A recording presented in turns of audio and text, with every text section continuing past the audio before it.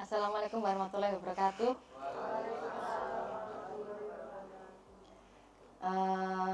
Pertama-tama mari kita panjatkan puji syukur kehadirat Allah Subhanahu wa taala yang telah melimpahkan rahmat, taufik dan hidayahnya kepada kita semua, sehingga pada pagi hari ini kita dapat menghadiri sosialisasi tentang diseminasi budaya positif di SMK Negeri 2 Nganjuk. Salawat dan salam tetap tercurahkan pada junjungan kita Nabi besar Muhammad SAW yang syafaatnya selalu kita nantikan di yaumul kiamah nanti. Terima kasih untuk Bapak Ibu yang bersedia hadir dalam acara sosialisasi ini. Acara sosialisasi ini dimaksudkan untuk mengenalkan tentang budaya positif, ya. Ini Bu Hera sebagai calon guru penggerak angkatan 9 dari SMK Negeri 2 Nganjuk untuk memenuhi tugas dari calon guru penggerak modul 1.4 untuk aksi nyata. Beliau dapat tugas untuk mensosialisasikan tentang budaya positif, ya. Baik, sebelum acara dimulai kita akan berdoa dulu yang akan dipimpin oleh Bapak Rahmat. Waktu dan tempat kami persilakan.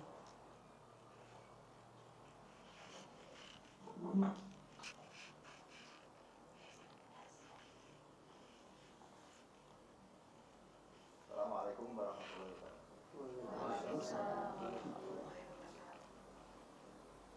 Mari kita itu berdoa sebelum acara ini dimulai agar semuanya bisa berjalan dengan lancar.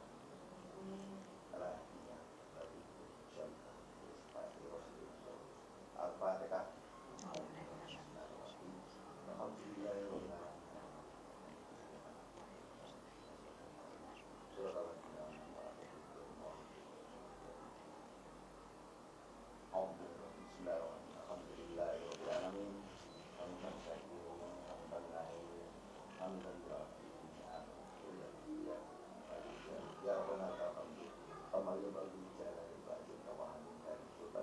Allahumma salli wa sallim ala sayyidina Muhammad wa ala ali sayyidina Muhammad.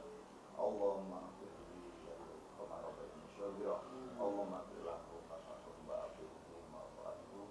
Allahumma nahdih wa la tahdina wa rizqna allati asabana bil iman wa la tu'adhi qulubana bil ladina Allahumma anna wa man qawati wa anna badila badina ba'd.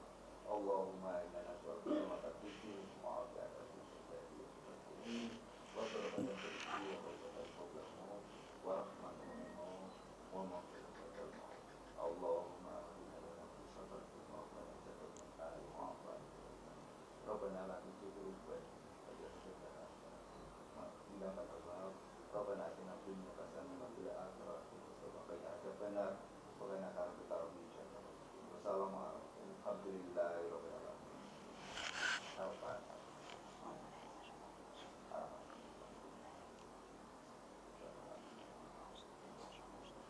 Assalamualaikum warahmatullahi wabarakatuh.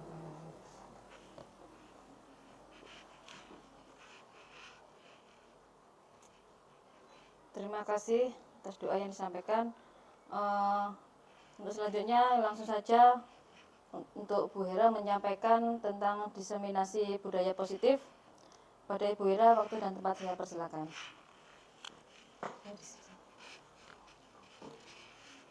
Ini langsung.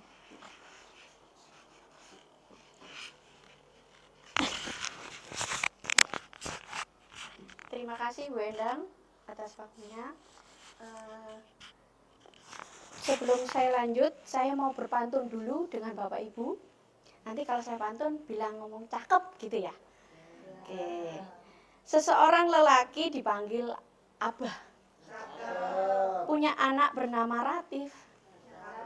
Sikap serakah biasanya musibah. Karakter anak tertanam budaya positif. Terima kasih. Kesanggupan untuk bersabar dan bertahan dalam berbudaya positif merupakan dasar dari loncatan-loncatan manusia selanjutnya. inilah topik pembahasan menarik kita pada pagi hari ini. Selamat pagi Bapak Ibu. Saya di sini salam hangat untuk semuanya. Untuk ini saya terima kasih atas kehadirannya Bapak Ibu untuk mendengarkan saya di sini tentang diseminasi budaya positif di SMK kita. Yang pertama, pertanyaan tematik. Sebelum saya ke pemateri, saya bertanya dulu. Menurut Anda atau menurut Bapak Ibu jenengan semuanya, setuju atau tidak hukuman dapat mendisiplinkan anak? Ya, monggo Bu Imah. Karena hukuman dapat menumbuhkan efek jera kepada peserta didik sehingga peserta didik tersebut tidak akan mengulangi kesalahannya lagi. Hukuman dapat menimbulkan efek jera yang kapok gitu ya, nggak akan keulang kembali gitu ya. Oke, kita terima. Yang berikutnya adalah pertanyaan pematik. Menurut Anda atau Bapak Ibu, setuju atau tidak seorang anak yang melakukan kegiatan baik akan memberi atau diberikan imbalan? Monggo, dia Bu Yuni. Setuju, karena imbalan dapat menyemangati siswa. Imbalan dapat menyemangati siswa, tapi imbalan juga dapat menghukum siswa, Bu. Ini materi yang akan kita bahas. Oke, nah ini dia materi yang hari ini kita bahas, yaitu disiplin positif, 5 kebutuhan dasar manusia, 5 posisi kontrol, yaitu seorang guru, keyakinan kelas, dan segitiga restitusi.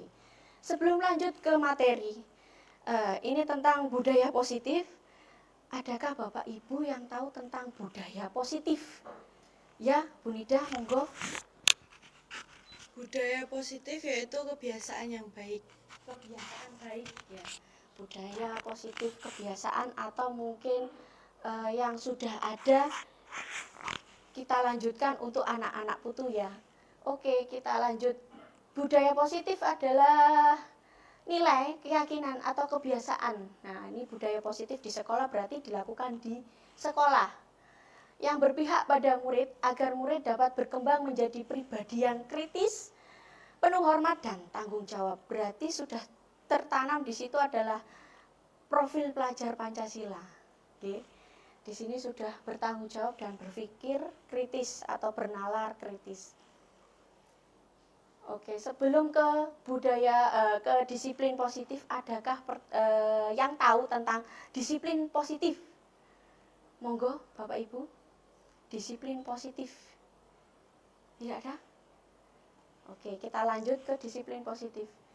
Disiplin positif yang diartikan disiplin itu sesuatu yang dilakukan seseorang pada orang lain untuk mendapatkan kepatuhan dan memiliki kecenderungan ketidaknyamanan serta sering dihubungkan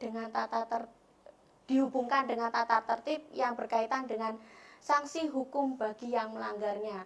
Jadi kesimpulannya, murid itu memiliki disiplin positif akan memiliki motivasi internal yang tinggi. Berarti dia itu berinisiatif, berarti dia memiliki motivasi internal. Jika dia disuruh berarti itu adalah motivasi eksternal. Ya kan? Oke, berikutnya adalah tentang tujuan positif, budaya positif. Tujuan dari budaya positif sendiri adalah terwujudnya visi sekolah melalui penerapan budaya positif. Lalu terbentuknya karakter disiplin yang kuat, ya. Lalu menumbuhkan dan menguatkan karakter positif melalui pembiasan positif dan menguatkan peran sebagai guru penggerak melalui penerapan restitusi dalam menanam disiplin positif. Nah, ini jenengan semua belum kenal tentang restitusi. Oke, kita lanjut. Kebutuhan dasar manusia. Nah, ini semua manusia akan membutuhkan ini. Yang pertama adalah kebutuhan bertahan hidup. Nah, bertahan hidup berarti kita harus apa? Sandang dan pangan, ya kan? Makan berarti makan. Kita butuh untuk makan. Sandang berarti kita perlu untuk berpakaian. lalu peralatan ya. Lalu yang kedua adalah kebutuhan cinta dan kasih sayang. Jelas kita perlu disayang ya, perlu cinta ya. Kita mencintai dan juga dicintai. Dan yang ketiga adalah kebutuhan penguasaan atau pengakuan.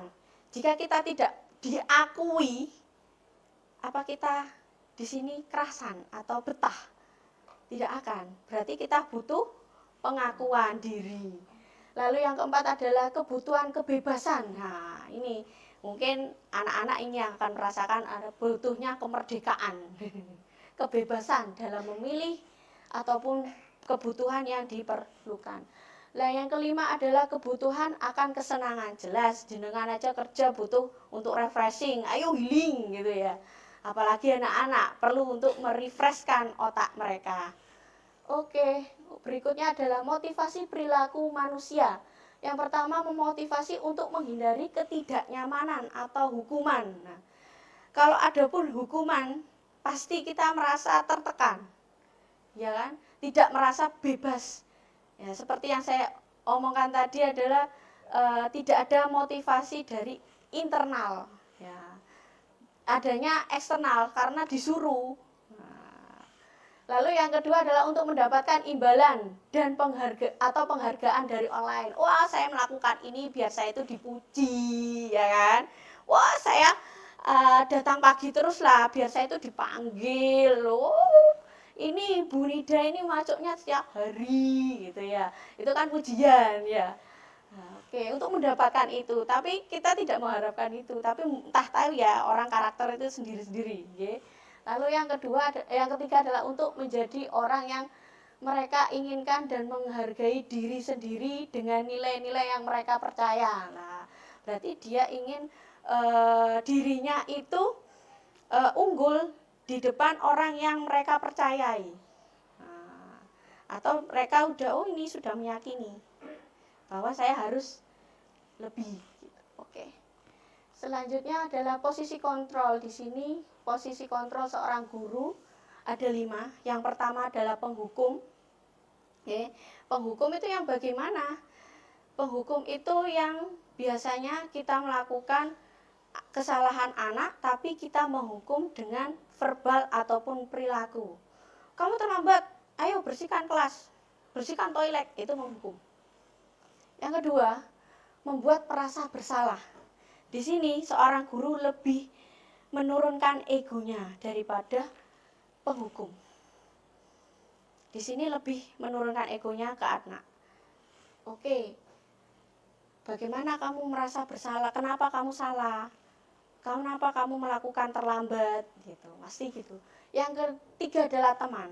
Di mana teman ini kita sudah ada kedekatan. Dan teman ini lebih egonya turun lagi dari yang kedua, yang membuat merasa bersalah itu. Karena merasa kita itu sama dengan mereka. Kenapa sih cerita-cerita dong? Tadi kenapa sih? Gitu kan. Saling, kan aku juga teman kamu gitu. Secara tidak langsung anak akan tanpa kita tanya, mereka akan bercerita. Karena kita mendekatkan diri dengan anak sendiri.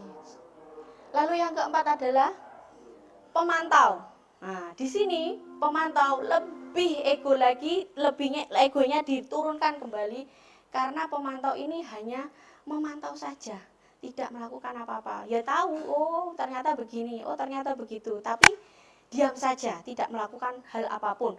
Dan yang terakhir adalah manajer, di mana di sini posisi kontrol seorang guru, ya, tanpa menghukum, tidak merasa membuat mereka bersalah, ya, dan sebagai teman, tapi di situ memancing anak untuk jika dia melakukan yang benar ya benar, dia melakukan salah ya salah. Bagaimana memosisikan anak dan apa potensi yang anak kita unggulkan atau kita munculkan.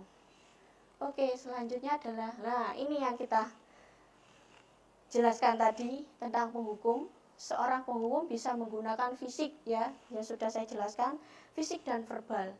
Yang biasa dilakukan menghukum biasanya menghardik, merujuk nunjuk ya, menyakiti atau menyindir, dampak pada murid dari seorang penghukum perilaku kontrol negatif, seperti mengulangi kesalahannya berulang kali. Lalu yang kedua, membuat merasa bersalah yang saya jelaskan tadi. Biasanya guru itu akan bersuara lebih lembut. Nah, ini tadi yang saya jelaskan, egonya akan turun satu level. Oke. Yang biasanya dilakukan membuat merasa bersalah, biasanya berceramah. Nah, ini. Menunjukkan kekecewaan mendalam, dampak pada murid, membuat merasa bersalah. Murid merasa rendah diri, merasa gagal dan tidak berharga. Waduh, salah terus. Akhirnya anak merasa insecure, ya.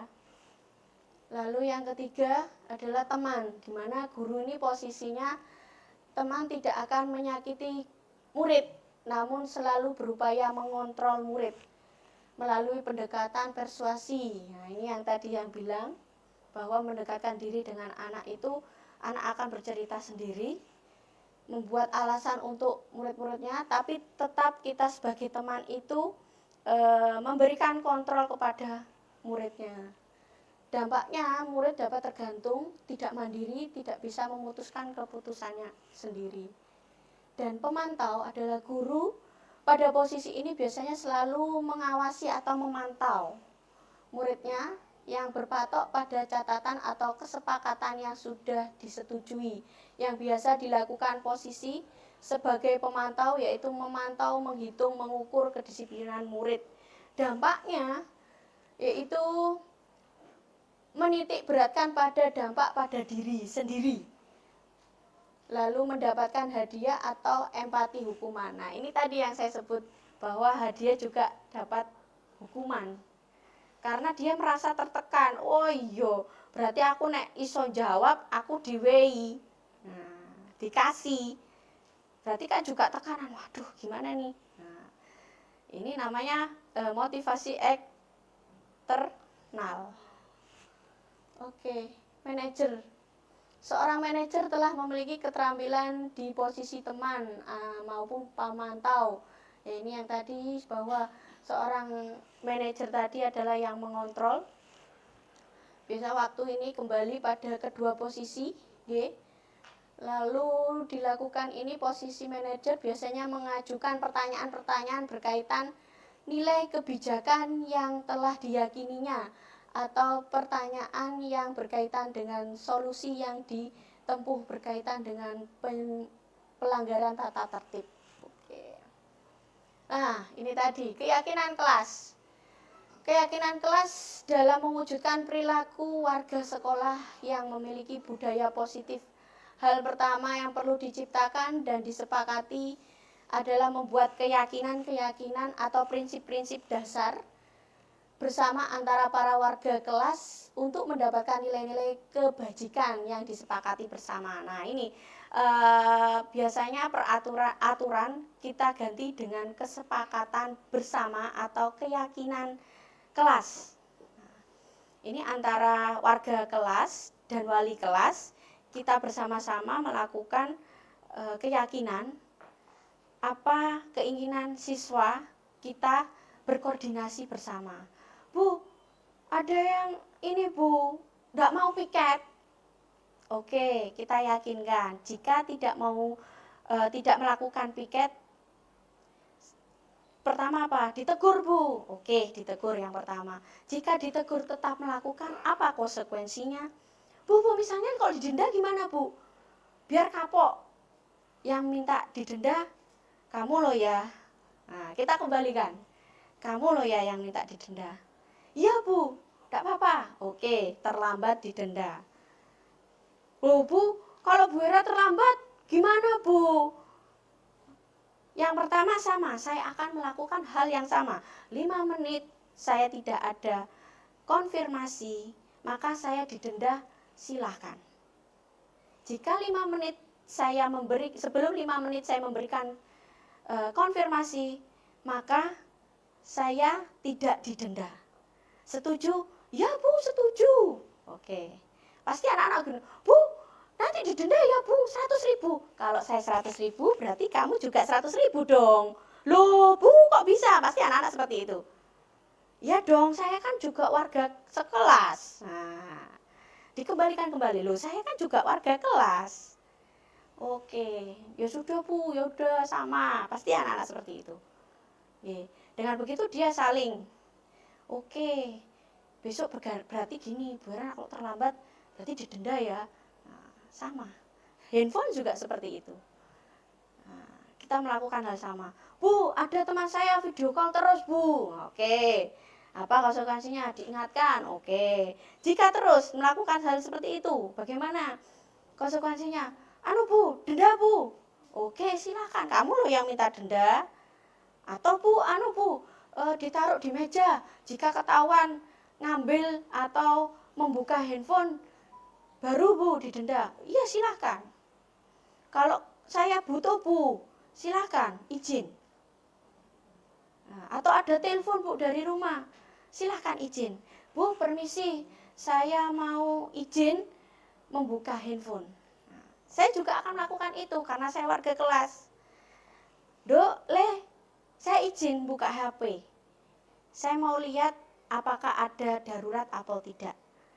Nah, saya akan izin. Sama, ini keyakinan kelas. Ini sudah saya lakukan di kelas 11 MP3. Itu. Mereka maunya bagaimana, saya turuti. Saya juga begitu. Jadi saling. Yang berikutnya adalah cara membuat keyakinan kelas. Nah, ini yang saya jelaskan tadi. Cara pembuatan keyakinan kelas adalah membuat keyakinan kelas hendak bersifat abstrak. Ya, sama. Lalu pertanyaan-pertanyaan universal yang ditulis, pertanyaan yang keyakinan kelas senantiasa dibuat dalam bentuk positif.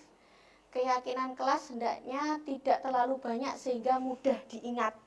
Ya, kemarin saya melakukannya dengan dokumentasi. Anak-anak membuat notulennya, apa saja keyakinan yang kita sepakati, berapa poin, dan ditandatangani sekretaris yang menulis, ketua kelas, dan saya sebagai wali kelasnya. Ini bentuk dokumentasinya. Lalu keyakinan kelas hendaknya tidak terlalu banyak sehingga mudah diingat, dipahami oleh warga kelas. Keyakinan kelas sebaiknya sesuatu yang dapat diterapkan di lingkungan.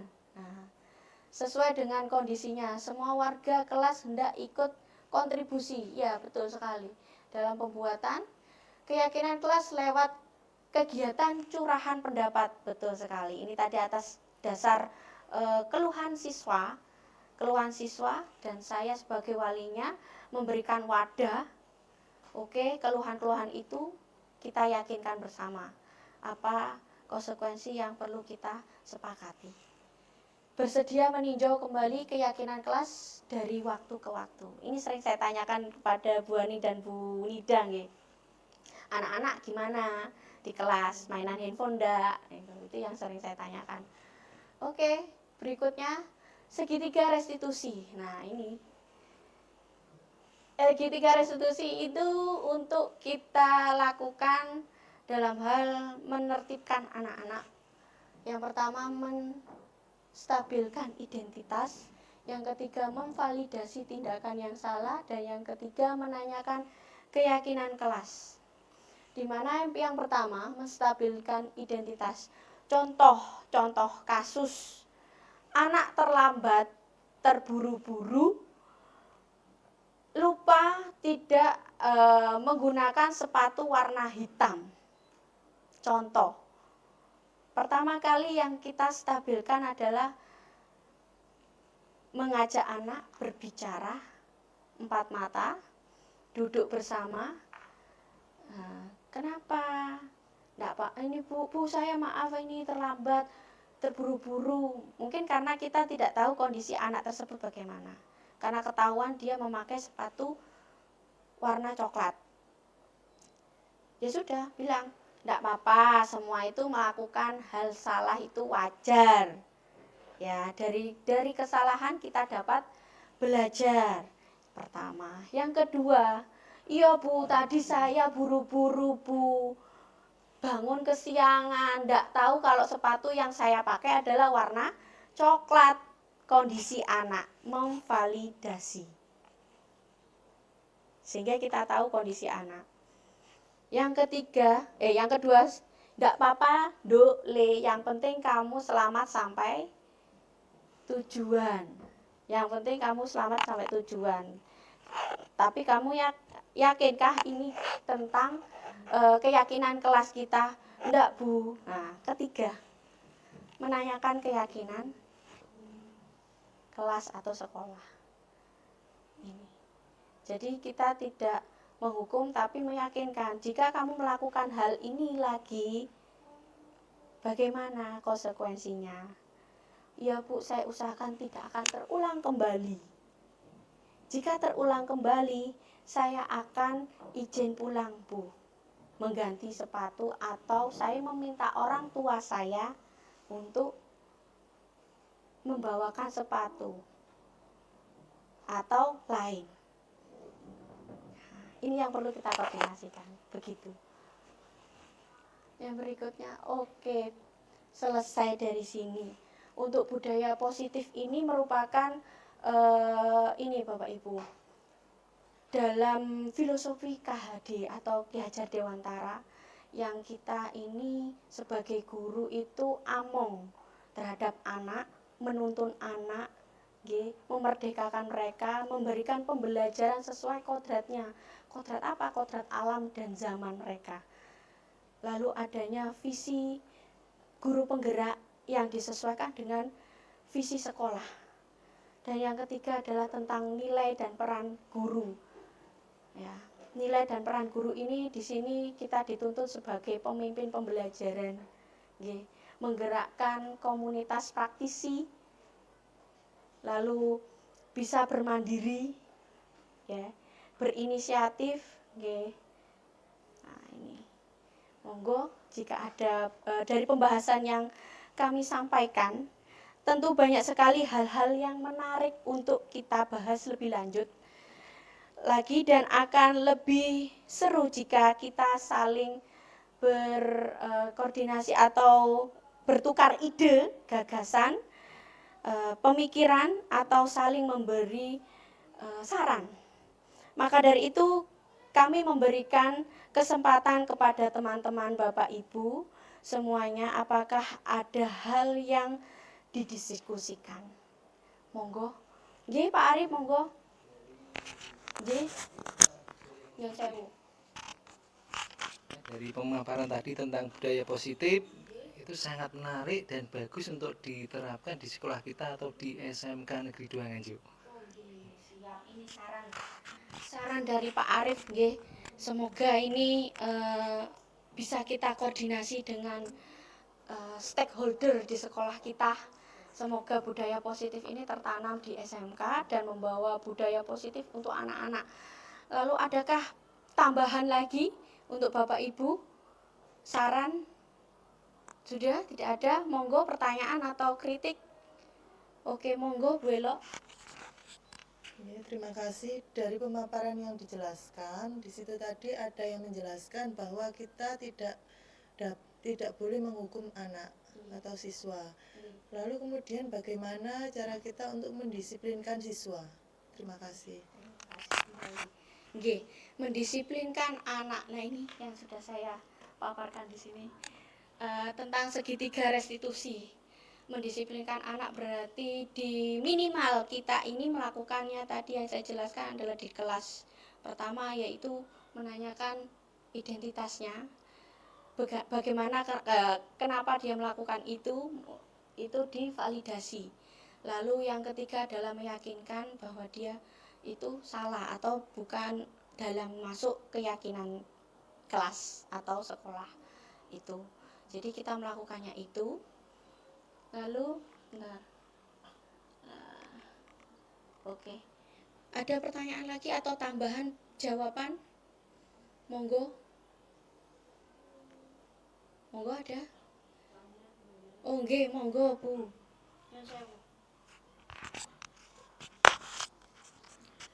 Tadi Bu Ira sudah menerangkan tentang segitiga restitusi, salah satunya yaitu keyakinan kelas.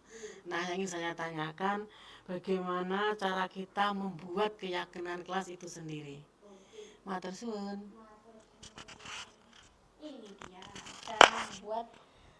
pembuatan keyakinan kelas ya. Pembuatan keyakinan kelas ini lebih ke abstrak Ibu. Apapun keluhan siswa itu kita tampung. Kita tampung lalu kita sesuaikan dengan peraturan atau tata tertib yang ada di sekolah. Lalu keyakinan kelas ditulis berupa pernyataan-pernyataan universal. Nah, keinginan siswa tadi yang saya jelaskan, misalnya tidak mau piket. Nah, apa konsekuensinya? Ditulis di dalam kertas itu tadi, lalu senantiasa dibuat dalam bentuk positif. Nah, kalimat-kalimat yang ada kita rubah ke kalimat positif. Jangan buang sampah sembarangan. Kita ubah menjadi kalimat positif. Lebih baik lagi, buanglah sampah pada tempatnya. Jangan mencontek, misalnya. Dilarang melihat temannya.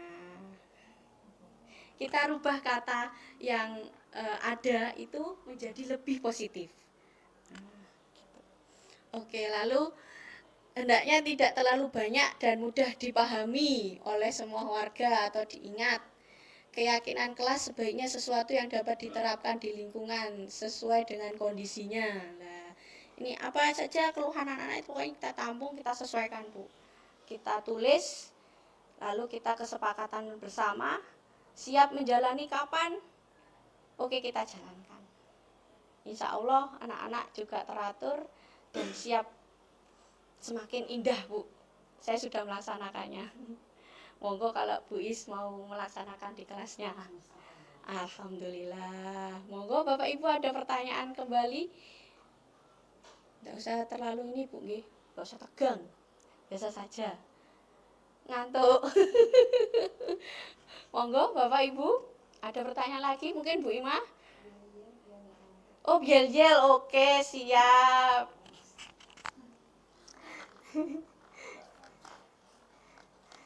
Yel-yel, kita yel-yel ya. Nanti saya ngomong guru penggerak, jenengan bilang bergerak. Guru penggerak Merdeka Belajar. Lalu yang terakhir adalah Merdeka Belajar Indonesia Maju. Saged nggih? Oke, siap. Guru penggerak bergerak. Guru penggerak Merdeka Belajar. Merdeka Belajar Indonesia Maju. Oke, terima kasih Bapak Ibu. Saya kembalikan pada Bu Endang. Monggo.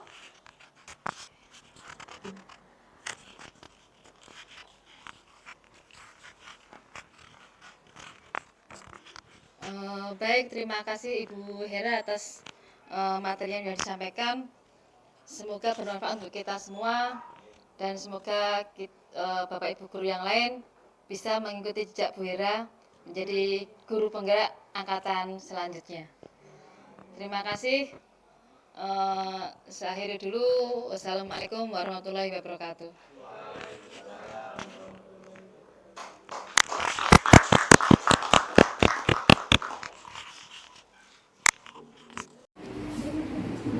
Sudah ya, kita sepakati bersama ini tadi sudah ditandatangani bersama. Kita mulai untuk besok ya. Keyakinan kelas fix kita lakukan mulai besok. Oke, kita tepuk tangan untuk bersama ya. Sama-sama, Bu.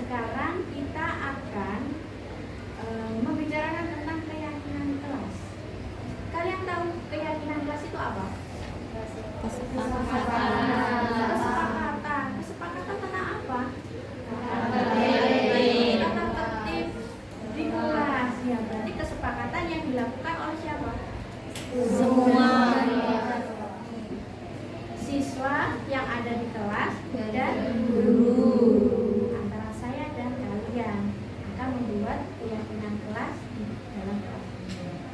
Kira-kira sudah paham tentang keyakinan kelas? Sudah. Seperti apa keyakinan kelas itu?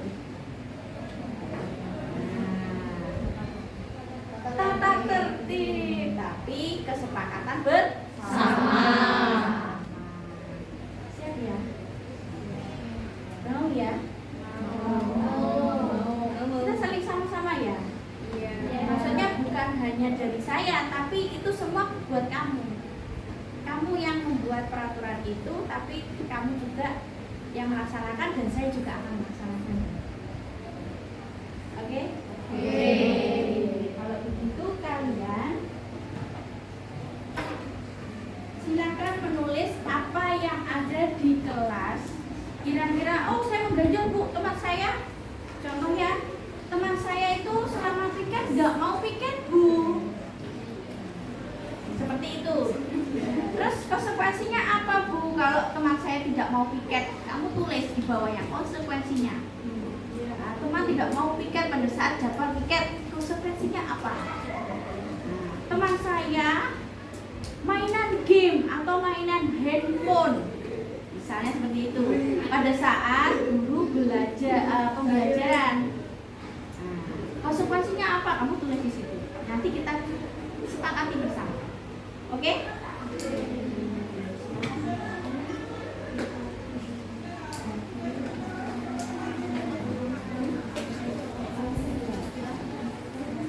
Nanti kalau sudah, silakan kalian untuk selesai menulis, silakan ditempel di depan ya.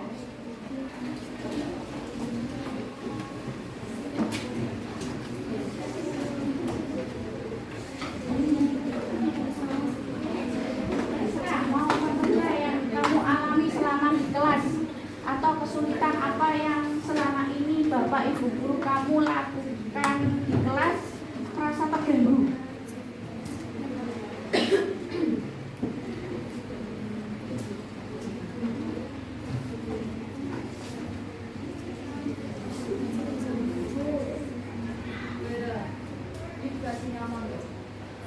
Tidak usah.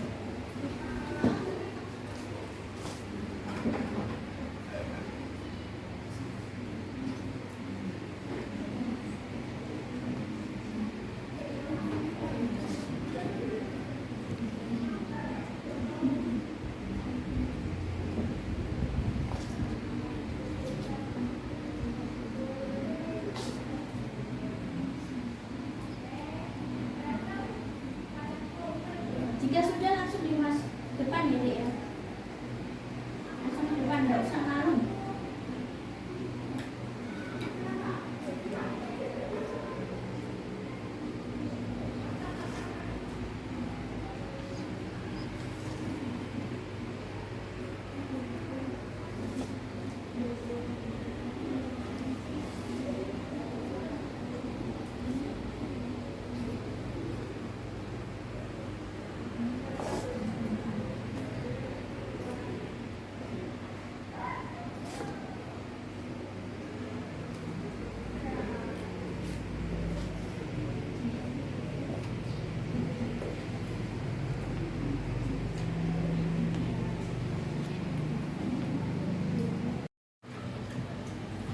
Yuk. Silakan boleh ditempel kalau sudah selesai menulisnya.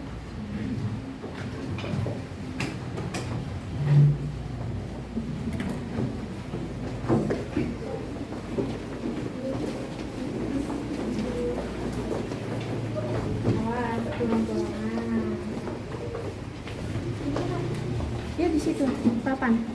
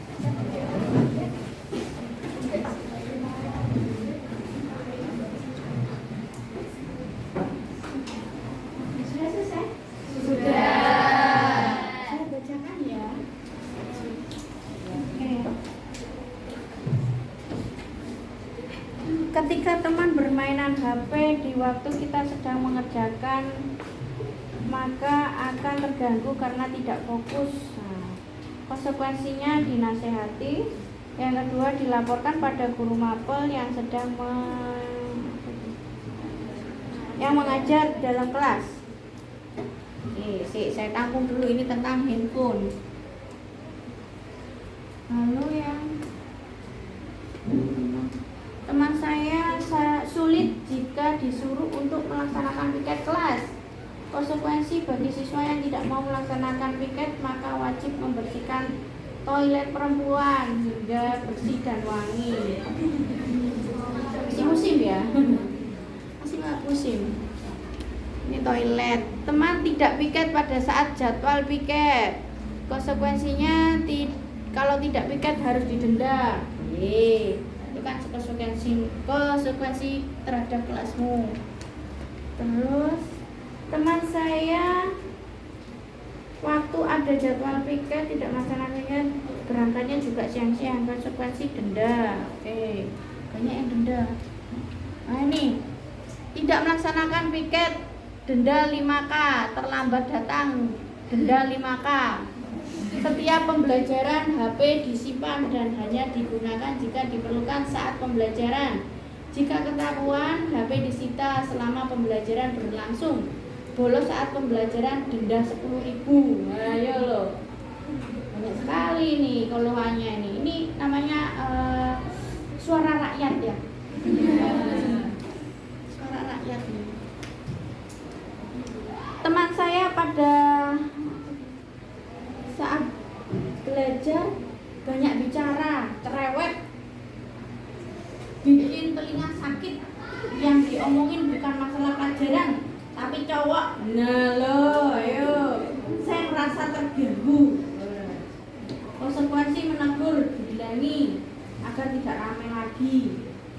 Ini tentang pembelajaran ya. Nah, tak tampung sih. Ketika saya atau teman saya tidak mengerjakan tugas, konsekuensi hafalan perkalian. Perkalian. SD deh. Enggak, hafalan surat aja.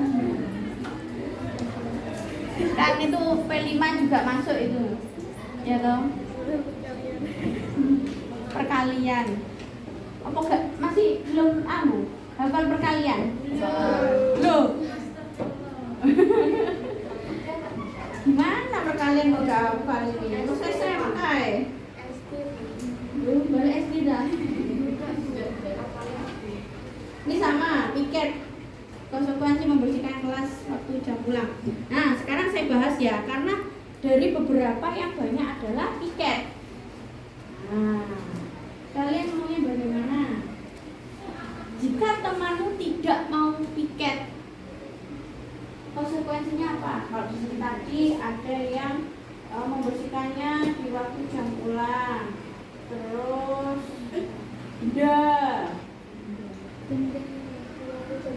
tadi mana ya yang suara rakyat tadi? Tidak melaksanakan piket denda 5.000, terlambat 5.000. Terus bolos saat pembelajaran 10.000. Ini suara rakyat banget. Ada yang bagi siswa yang tidak mau melaksanakan piket kena wajib membersihkan toilet perempuan. Maukah kalian? Tidak. Lalu maunya konsekuensinya apa jika kamu tidak mau melaksanakan piket? Denda berapa? 20.000. Ayo. Berapa? 2.000. Ya akeh sih enggak melu. 55. 10.000. 10.000 angkat tangan. 20.000. Lumayan sih. Oke, separuh ya. Terus yang mau 20.000. Turun.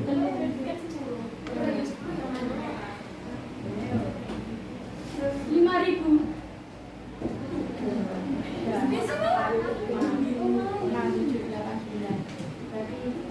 Terbanyak adalah 10.000. Ditulis ya sayang, sekretaris.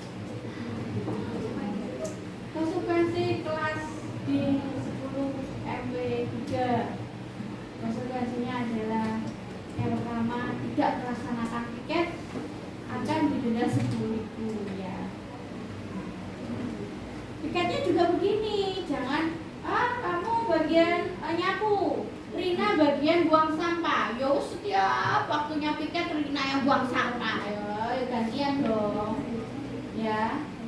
Gantian, Rina kemarin sudah buang sampah, berarti sekarang Rina nyapu. Gantian Tuti yang buang sampah. Jadi bergilir terus, muter ya. Jangan Rina terus buang sampah. Bosen Rina untuk sampah. Ya, blokek.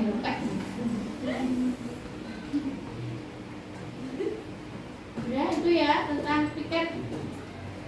Lalu untuk di sini yang sudah saya bahas, handphone, bagaimana enaknya untuk konsekuensi kelas?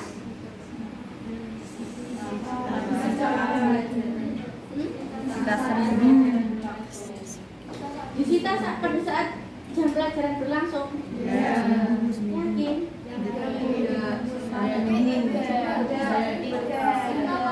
Disimpan, dikumpulkan, Disita selama 1 minggu.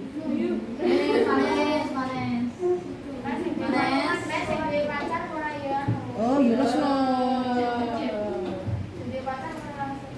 Gimana kalau konsekuensi? Mungkin kalau pembelajaran mungkin ada yang pakai handphone. Silakan membuka handphonenya, kita kuis di lewat apa misalnya, ya kan? Dan itu akan membutuhkan waktu. Bagaimana? Saya punya usul. Bagaimana jika handphone dimasukkan tas atau tetap ditaruh meja di pojokan sini, pojok sini, ya. Jika ketahuan memegang atau memainkan handphone, enaknya gimana? Diambil. Denda 100.000. Denda. Siapa saya? Denda. Diambil langsung diambil.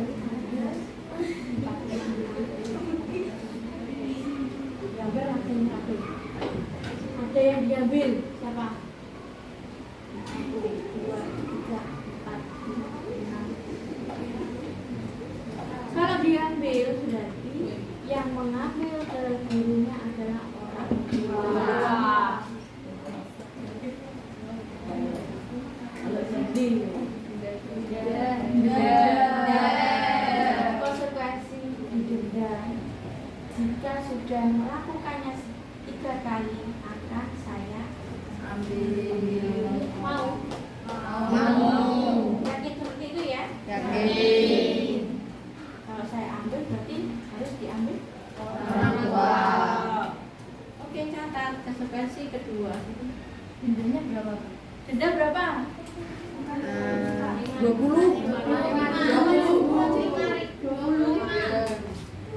siapa?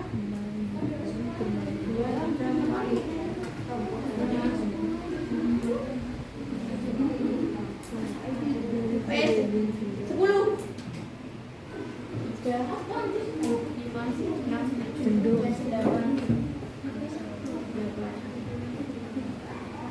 Dan berapa nih? 5.000. 5.000. Wah, kayak KB gitu. Oke, begini ya. Untuk denda ini bukan kemauan saya tapi kemauan kalian ya. Saya hanya menawarkan kalian apa konsekuensi yang akan kalian jalani. Ya, sama saya nanti jika saya terlambat 10 menit saya akan didenda 100.000. Nek 100.000 berarti sampean ya didenda 100.000 nek terlambat.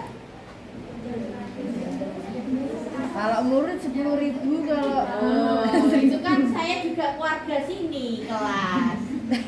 Ayo, Bu, saya ngantuk di kelas boleh? Berarti pada saat saya menjelaskan ternyata saya ngantuk, saya tidur boleh nggak?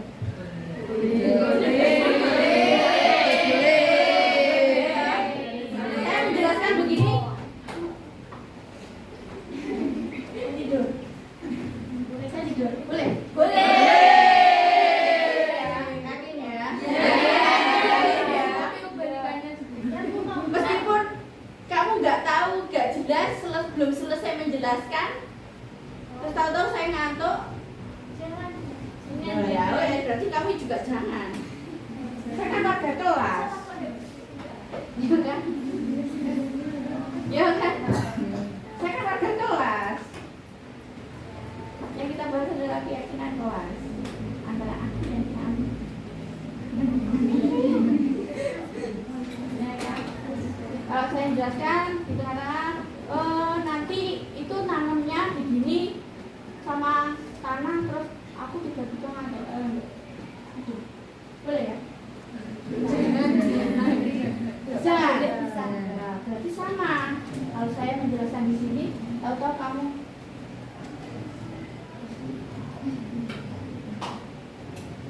ayo. Gimana enaknya konsekuensinya? Kamu nomor. Pondok kepala aja. Kayaknya membawa beban. Konsekuensi kita buat bukan untuk memberatkan kalian ya, untuk kita saling membuka diri ya. Saya sama dengan kalian, saya terlambat, saya juga akan bekerja mungkin, saya juga akan harus bisa Bu, saya perlu handphone itu atau tiba-tiba ditelepon orang tua saya, bagaimana Bu? Silakan izin. Bu, izin ditelepon orang tua saya, izin untuk menerima. Boleh, silakan keluar. Sama, saya juga seperti itu. Saya akan izin dulu. Izin saya mau lihat handphone dulu. Mungkin Ibu KS mau telepon saya, ya kan, nanyakan saya, ya kan. Masuk saya tolak. Ya, bisa nanti. Saya harus terima dulu ya. Saya terima dulu, baru saya izin dulu ke kalian, baru saya terima. Oke? Oke. Siap? Siap. Lalu itu tadi apa? Konsekuensinya apa? Kalau saya tidur, saya tidur. Kalau kalian tidur dan saya tidur, suruh cuci muka. Dicuciin. Oh, dicuciin. Dicuciin siapa? Gurunya. Oh, dicuciin gurunya. Udah, maunya begitu. No, waduh, tak bayi gitu ya. Oke, yakin itu ya konsekuensinya?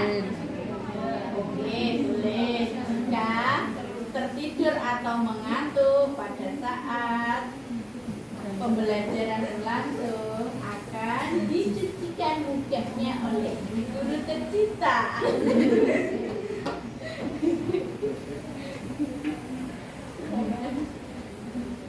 Lalu satu saya itu yang saya risih. Ya risih sih buat saya, saya ini yang berkali-kali melihat dan di mana-mana selalu itu dilakukan. Boleh saya mengungkapkan?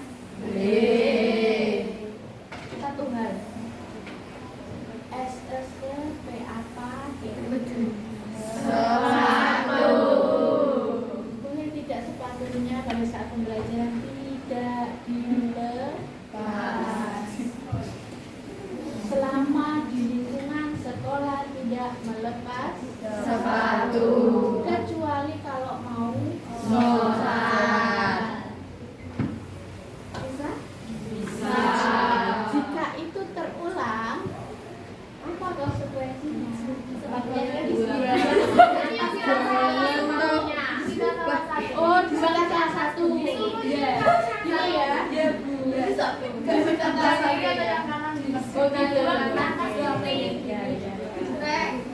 Sama, saya juga akan seperti itu jika saya tidak menggunakan sepatu. Nggak mungkin dong, Bu. Ya makanya kita kan saling warga kelas, ya toh. Kalau saya ke kelas tidak menggunakan sepatu, berarti sepatu saya salah satunya diambil, ya kan? Ya sama. Ya toh? Kan sama. Apalagi yang perlu dibahas ini. Teman saya tidak mau membuang sampah pada saat piket. Nah itu tadi ya sudah dibahas ya. Disuruh piket kelas selama seminggu, Mau nggak? Enggak. Atau sesuai dengan yang tadi ya? Tadi. Tidak mau piket sama dengan tidak mau piket. Teman saya saat belajar banyak bicara. Nah, kalau rame pada saat guru menjelaskan di depan atau pada saat pembelajaran, ya, karena tidak semua pembelajaran itu kan menerangkan. Menerangkan, ada yang bikin grup, ya, bikin kerja kelompok atau presentasi, bentuk presentasi. Nah, ternyata temannya ada yang ngobrol, setengah A sampai Z gitu. Mbak sih diceritain apa? Lawan jenis. Ya Pak Mama, konsekuensinya. Kita jahat, tidak ben. Burger ayamnya.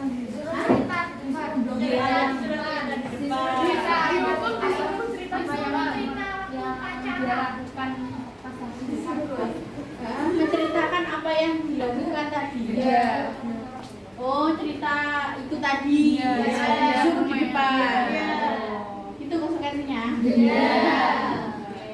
Silakan ditulis. Menceritakan apa yang diceritakan pada saat ramai. Ya. Jika ada teman yang banyak bicara, konsekuensinya disuruh apa? Bercerita di depan kelas. Selesaikan.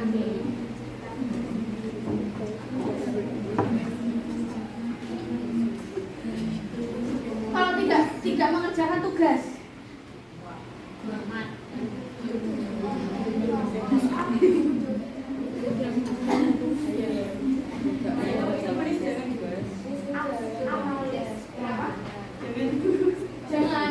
jangan apa? Jangan lode. Halo. Jika tidak saya atau teman saya tidak mengerjakan tugas, konsekuensinya menghafal paper kalian. Kalian SD. Ada yang nggak hafal kalian jajan? Fasilitasnya sudah hafal.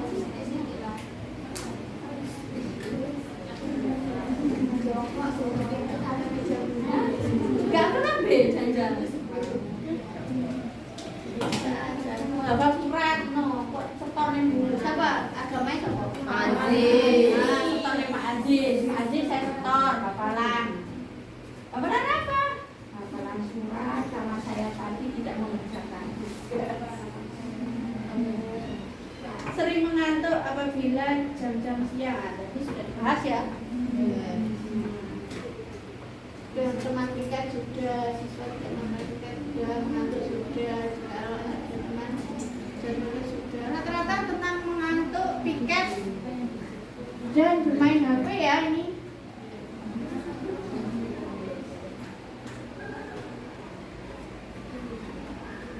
Ya, rata-rata begitu. Oke, ada usulan lain? Setelah kita bahas, oh iya, tadi kok lupa ya nggak bahas itu. Apa? Masuk Bu. Kalau habis pinjam alat kebersihan dikembalikan ke tempatnya. Ya, itu berarti masuk dalam benda tidak piket. Ya. Ini kadang yang bukan piket itu sering pinjam barang itu tidak dikembalikan, ditaruh sini aja. Siapa yang pinjam? Kelas. Iya. Ya iya, berarti didenda itu siapa yang pinjam? Sama dengan apa? Tidak melakukan piket itu sama tidak mengembalikan di tempat raknya. Nah, berarti itu denda 10.000. Ketika tidak masuk, tidak membawa surat yang kurang lebih 2 hari itu konsekuensinya apa? Nah, kalau surat, biasanya surat yang biasa ditulis dari orang tua itu hanya waktunya 1 hari. Jika lebih dari 1 hari, 3 hari, sakit misalnya, saya sakit Bu, sudah lebih dari 3 hari, maka harus surat dokter. Itu ya. Jadi kita terus. Kadang 2 hari dimintai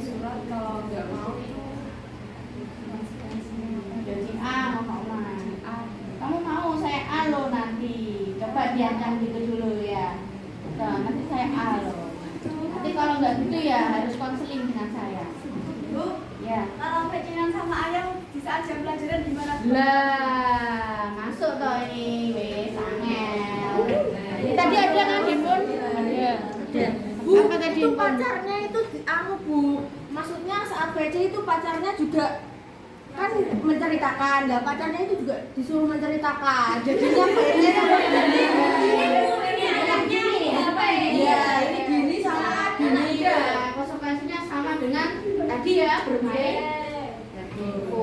Ya, kalau nggak mau parahnya main. Angel wis. Lewat di. Lewat pacar. Gosip oke. Ya, bercanda. Bercanda ya.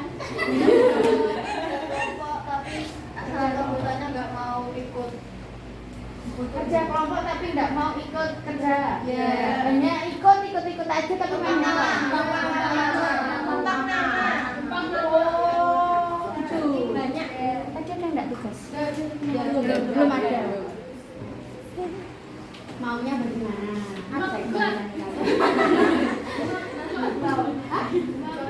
Oh, buang aja ke samudra. Kerjain sendiri. Semuanya nggak usah ditulis. Ya, konsekuensinya seperti itu. Siapa yang setuju? Nggak usah ditulis nanti suruh ngerjain sendiri. Namanya tidak ditulis di dalam kelompok, tapi dia suruh mengerjakan sendiri. Siapa yang setuju? Wah kata KB, ya wes konsekuensi.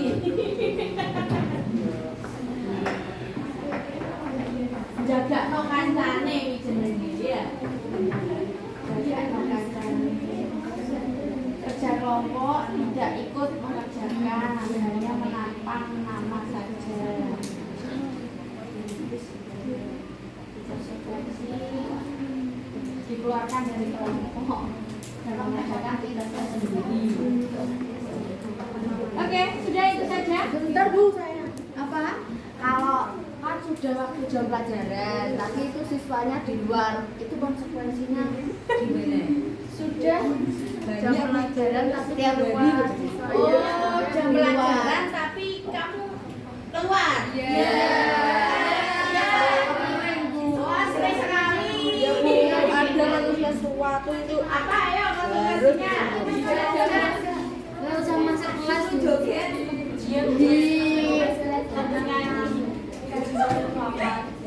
Menjelaskan kegiatannya ketika di luar kelas. Enggak, kurang Bu, kurang. Nanti akan diulang kembali. Denda. Apa itu bahasanya kebolos Bolos. bolos. Coba Jalan apa? Apa saya kan konsekuensinya? Konsekuensinya coba berjalan dari pintu sampai masuk. Nah, boleh. Namanya menghukum namanya. Menghukum. Terakhir, terakhir kita satu kelas.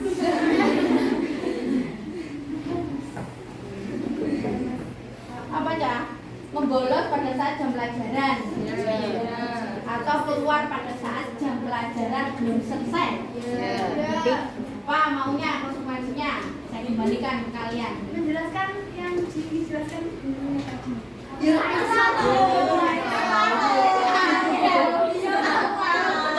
Nyanyi-nyanyi di depan kelas. Menyanyi. Itu menyanyi Link Seruni. Kurang awakmu. Nyanyi Cina. Apa ya? Nyanyi itu loh. Ada. Konsekuensinya itu Seru loh. apa itu dipanggil yang ngajar temannya, terus nanti dihukum seitunya karena sudah mengajar sekalian. Kayak bolos gitu loh Bu. Temannya yang mengajar itu juga Tapi kan lagi dipanggil. mengajar bukan satu kelas. Iya. Berarti orangnya itu aja yang dihukum. Denda. Ki aku roh maksudnya iki lah sopo iki? Iya Bu. Tahu kan Bu? Tahu. Udah Bu ya Nenek. Ayo apa ayo? Konsekuensinya dia sih tidak mengulangi kembali, tapi bisa saling sharing, ya tidak saling memberatkan ya. Kalau mungkin peraturan kan lebih memberatkan kalian. Kenapa ketika makan masih jam sekolah. Ketika jam sekolah itu Oh. pulang. Nggak ada surat BK, nggak ada surat apa terus pulang sendiri. Berarti sama dong. Bolos. Tapi kan sampai pulang, sampai Pulang toh? apa hukumannya nggak gitu? Nggak ada surat di sekolah. Poin tuh kayak. Poin 100. Poin 100 langsung di polsek gitu.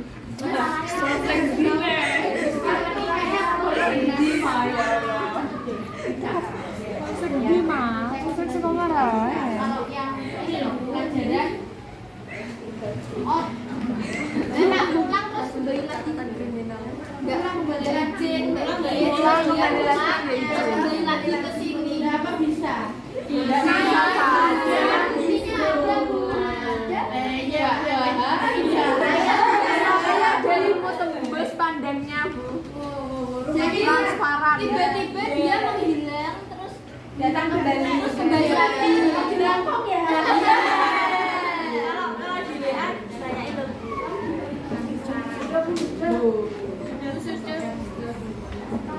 Iya, Pak. Bolos ya. Berarti kita kenakan apa? Poin aja, poin 20. Kurang 100. Sedangkan salahnya 50. 50 itu langsung ke BK aja ya? Iya. Surat pernyataan. Berarti konsekuensinya jika membolos pada saat jam pelajaran konseling ke BK. Jadi konsekuensinya konseling di BK itu termasuk membolos atau pulang tanpa izin dan kembali ke kelas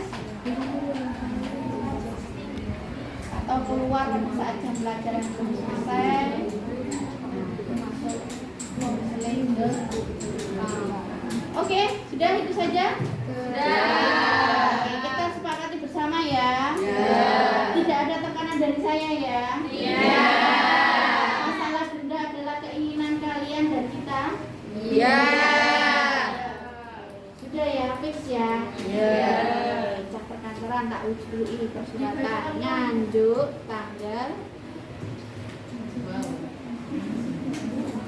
tanggal piro sekretaris Dul ahli tanggal ada matanya Duh, rasa ini surat keyakinan ya wis sekretaris apa jenengmu sekretaris jadi boleh sekretaris itu alon sekretaris jenengmu ngene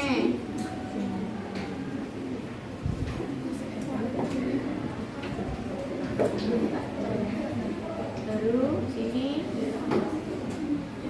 ketua kelas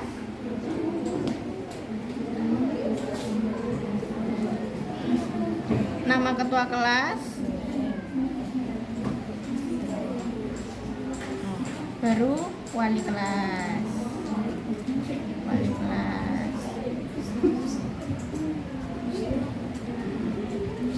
wis tulis nae kira